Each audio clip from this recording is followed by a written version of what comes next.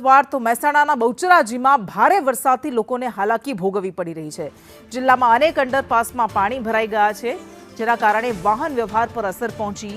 ઊંઝા, કડી, કટોસણ, ખેરાલુ અંડરપાસમાં પાણી ભરાઈ ગયા। બહુચરાજી કટોસણ નજીક 3 અંડરપાસ પાણીમાં ગરકાવ થઈ ગયા છે। ગામોને જોડતા અંડરપાસમાંથી અવરજવર મુશ્કેલ થઈ ગઈ છે।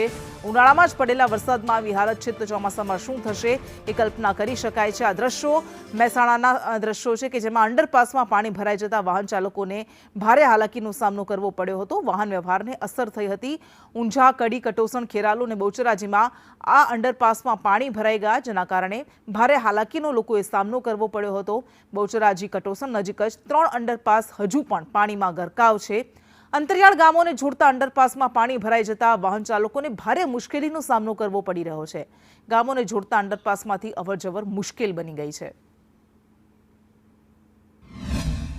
એટલું કહેવા માંગુ છું કે આ પાણીનો જલ્દી નિકાલ થાય અને ગમે ત્યારે પાણી ના ભરાય એવું જો રેલવે કમિટી અથવા ગમે તેની અંદર જે રેલવેના કર્મચારીઓને જે આવે એ આટલું કરાવે તો બહુ સારું હોય, કારણ કે આગળના જે 20 ગામડા છે એના હાલ બ્લોક જ છે કે જેને આવવું હોય, જવું હોય, સિવિલ છે, સ્કૂલો છે, પણ અહીં આવીને અટકી રહ્યા। કલેક્ટર સાહેબ, આરએસસી સાહેબ અને મામલતદારશ્રીને વિડીયો ઉતારી અને ફોનથી મેં જાણ કરી કે પાણી ભરાવાથી વાહન વ્યવહાર બંધ થયો છે, તો ઇમરજન્સી આનો નિકાલ કરવા માટે વ્યવસ્થા કરવામાં આવે, તો નિકાલ કરવાની વ્યવસ્થા થઈ ગઈ।